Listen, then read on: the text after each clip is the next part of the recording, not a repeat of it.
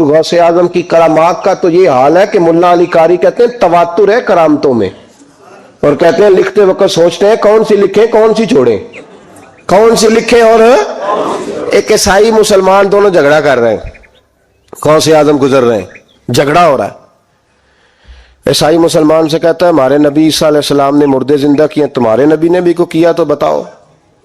मुसलमान पढ़ा हुआ नहीं था, हालांकि नबी पाक ने बड़े मुर्दे जिंदा किए, पढ़ा नहीं था, बता न सका।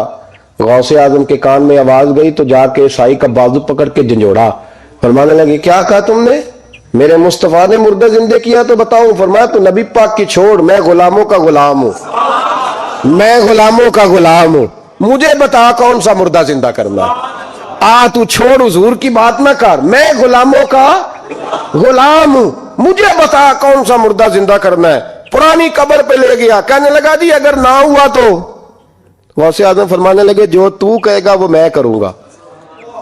तो कहने लगे अगर हो गया तो, अगर तो गौसे आजम कहने लगे ना मेरे खानका पे झाड़ू देना, ना मेरे बर्तन मांजना, ना मेरे घर का सौदा लाना, अगर जिंदा हो गया तो बस मेरे नबी का कलमा पढ़ जाना, बस मेरे रसूल का कलमा पढ़ जाना।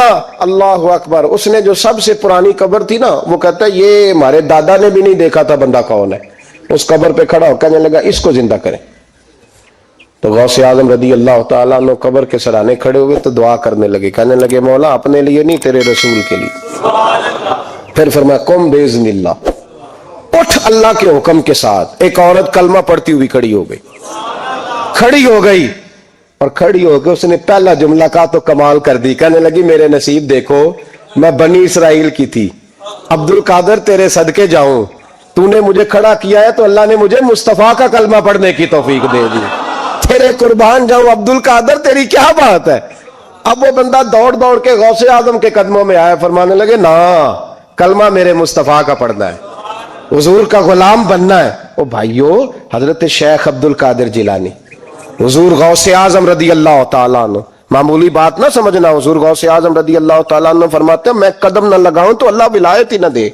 हजरत गौसे पाक जिलानी शेख अब्दुल कादिर रदी अल्लाह तआला, गौसे आजम दरमियाने औलिया चू मोहम्मद दरमियाने अंबिया। गौसे आजम का वलियों में वही मकाम है जो नबियों में रसूल करीम का मकाम है।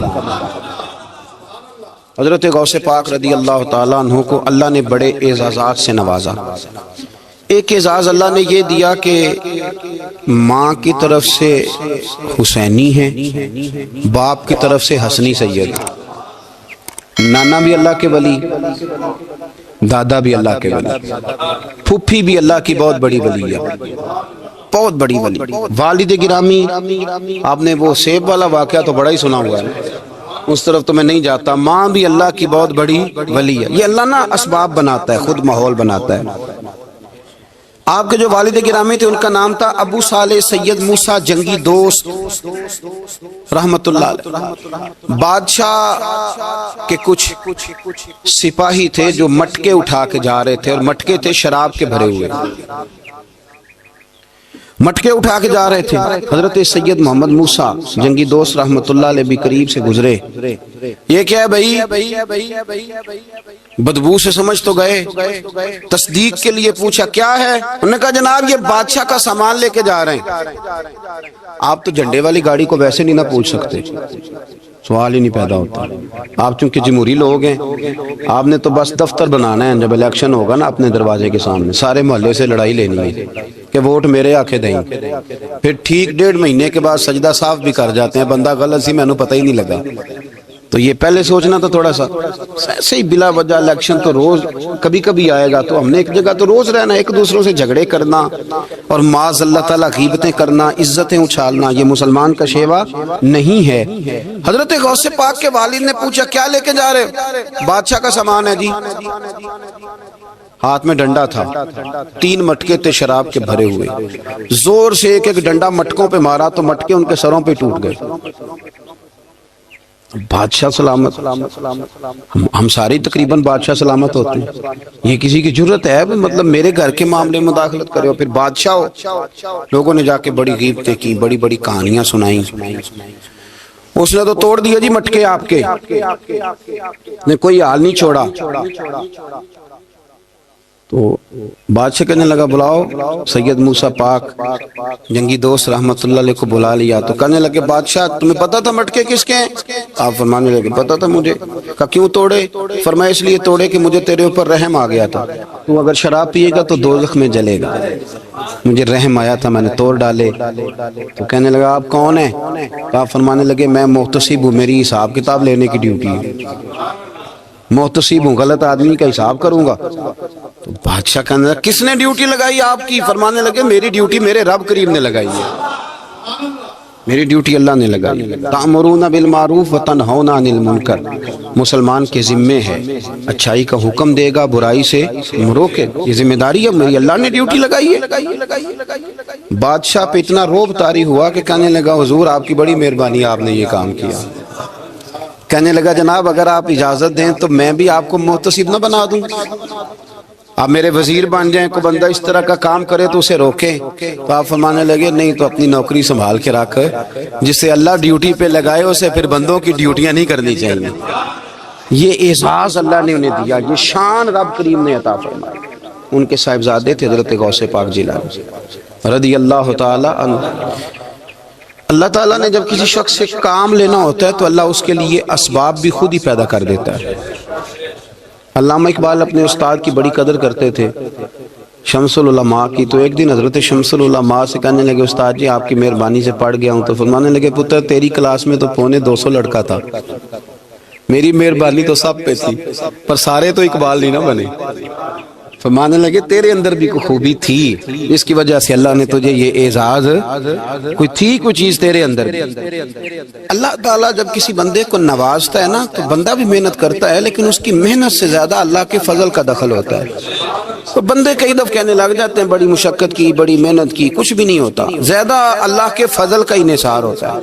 رب جیسے چاہتا ہے ویسے فیصلے دیتا ہے۔ آپ فرماتے ہیں کہ میں چھوٹا سا تھا، والد انتقال کر گئے، والدہ تھی میری اور ہم 2 بھائی تھے۔ فرماتے ہیں بچے کھیلنے کے لیے نکلے تو میں بھی ان کے پیچھے کھیلنے نکل گیا۔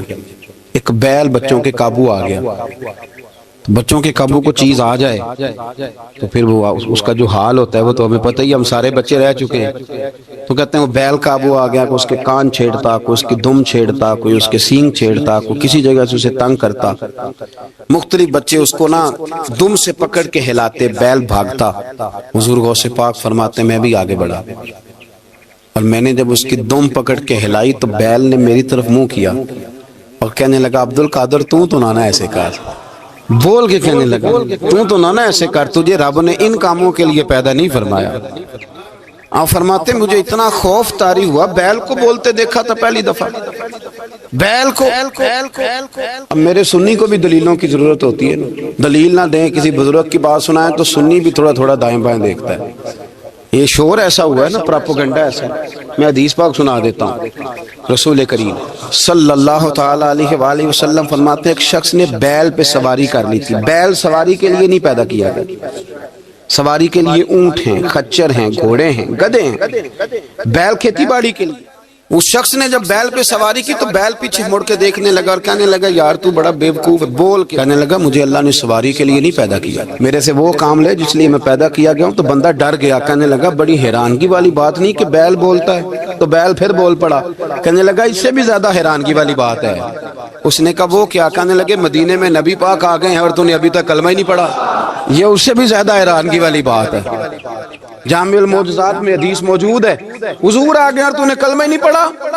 وہ شخص کہتا ہے میں سر پٹ دورا، جب آ کے سامنے کھڑا ہوا تو حضور مسکرائے، فرمایا آجا پڑھ لے کلمہ، مجھے پتا ہے تجھے کس نے بھیجا ہے۔ اللہ والوں کی باتیں مان لیا کریں، میں بڑی ذمہ داری سے کہتا ہوں رب کریم کے کوئی بندوں کی بات کتاب و سنت کے خلاف نہیں ہوتی، وہی تو کتاب و سنت آگے پہنچانے والے ہوتے۔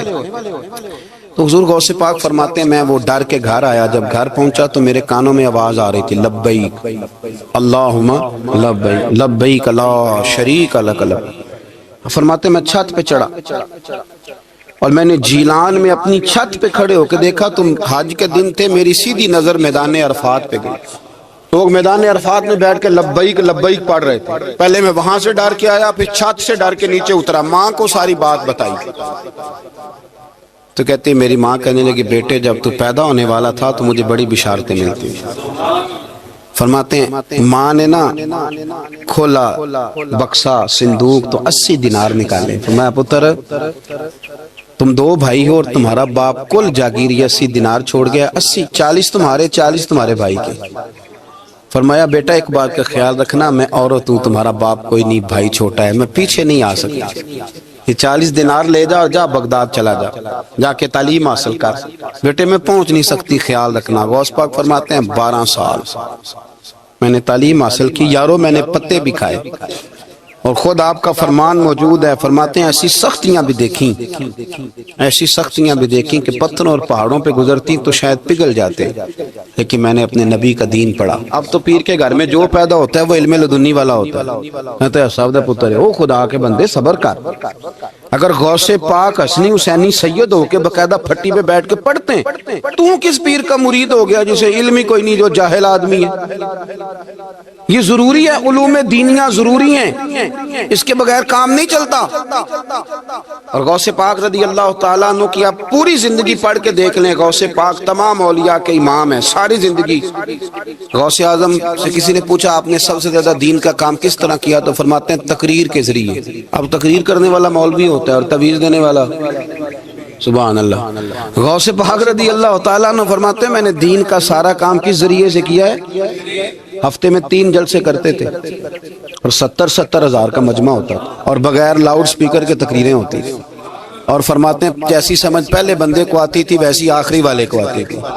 لوگوں نے کہا حضور یہ کرم کیسے ہوا. فرمانے لگے میں نے جب تعلیم حاصل کر لی تو بولنا آتا ہی نہیں تھا تو میں بڑا پریشان ایک دن سو گیا تو خواب میں رسول کریم کا دیدار نصیب ہوا. نے فرمایا تو واز کیا کر تیرے واز سے لوگوں کو فائدہ ہوگا. یا رسول اللہ میں اجمی بندہ ہوں لوگوں کے سامنے کیسے بات کروں گا. تو حضور نے فرمایا منہ کھولنا ذرا. کہتے میں نے منہ کھولا تو محبوب نے 7 دفعہ لعاب دہن ڈالا میرے منہ میں. آپ فرماتے ہیں پھر بولتا میں تھا اثر کوئی اور پیدا کر دیتا. حضور غوث پاک رضی اللہ تعالیٰ عنہ نے 40 سال دین کا کام کیا. صبح کے وقت فقہ کا درس دیتے تھے فجر کے بعد کچھ دیر کر ناشتہ کرتے سو جاتے پھر آ کے مدرسے میں پڑھاتے باقاعدہ بچوں کو. غوث پاک رضی اللہ تعالیٰ عنہ کی سیرت پر آپ ساری کتابیں پڑھ لیں ساری کتابیں لو. میں نے بھی بڑا ہی دعویٰ کر دیا یعنی ساری کتابیں جتنی اب تک چھپی ہوئی ہیں ساری پڑھ لو کہیں نہیں ملے گا کہ ہم غوث پاک کے آستانے پہ گئے. غوث پاک کسی بندے نے یہ نہیں کہا ہم غوث پاک کے آستانے پہ گئے غوث پاک کے دربار پہ گئے. سب نے یہی لکھا ہے کہ ہم حضور غوث پاک کے مدرسے میں گئے. ہمارے نا مدرسوں میں سبق تقسیم ہوتے ہیں. سال جب شروع ہوتا ہے نا تو سبق تقسیم ہوتے ہیں. ہمارے مدرسے میں بھی تقسیم کرتے ہیں ہمارے مولانا. آپ حدیث پاک پڑھائیں گے فلانا استاد منطق پڑھائے گا فلانا فلسفہ پڑھائے گا فلانا یہ سبق تقسیم ہوتا ہے. فلانا قرآن فلانا حدیث فلاں فقہ. تو غوث اعظم کے مدرسے کے جو ناظم تعلیمات تھے وہ کہنے لگے حضور سبق بانٹنا ہے تو آپ کو کون کون سے سبق دے دیں کون کون سا پیریڈ پڑھائیں گے. تو آپ فرمانے لگے نہیں پیریڈ رہنے دو. حضور پھر فرمایا اس طرح کرو لائق بچے تم رکھ لو اور نالائق سارے مجھے دے دو. میں جانوں اور نالائق جانے. نالائق سارے میرے. غوث پاک رضی اللہ تعالیٰ نالائق سارے رکھ لیے کند ذہن. اور حضور غوث پاک ان کو اسباق پڑھایا کرتے ان پر محنت کرتے. فجر کے بعد فقہ کا درس 10 بجے مدرسے کی کلاس. زور کے بعد حدیث پاک کا درس. مغرب کے بعد تفسیر بیان کرتے. بانج علموں جو کرے فقیری وہ کافر مرے دیوانہ. اور عشاء کی نماز کے بعد ہفتے میں 3 جلسوں سے خطاب. اور یہ سارے کام کر کے نا تو پھر بھی غوث اعظم جب دنیا چلی جاتی تو وضو کر کے مصلے پہ بیٹھ جاتے. اور 40 سال بیت گئے ساری رات اللہ کی بارگاہ میں عبادت کرتے. 40 سال حضور غوث پاک کو اللہ نے بڑا اعزاز دیا. کتابیں لکھی ڈیوٹی کی محنت کی کوشش کی پوری دنیا میں. میں پہلے بھی بتا چکا ہوں پھر بتاتا ہوں کہ جو صلاح الدین ایوبی کا بہت نام لیتے ہیں نا بہت بڑے مجاہد تھے. صلاح الدین ایوبی کے ساتھ 70,000 کی فوج تھی. سارے کے سارے غوث پاک کے مرید تھے. صلاح الدین ایوبی نے حضور غوث پاک کی زیارت نہیں کی پر تعلیم غوث پاک کے مدرسے میں حاصل کی. اس کو بڑا شوق ہو نا کتابیں دیکھنے کا وہ میرے پاس آئے میں دکھاؤں گا انشاءاللہ. صلاح الدین ایوبی حضور غوث پاک کے مدرسے کا طالب علم ہے. یہ آپ کے ملک میں 2-3 دن سے رٹا چل رہا ہے وکیلوں کا، ڈاکٹروں کا، کل سے یونیورسٹی کا بھی چل گیا ہے. یہ لڑائی کسی مولوی 2 گروپوں میں ہوئی ہوتی نا. چلو نام بولو، میں نے تو پتہ ہے اگلی گل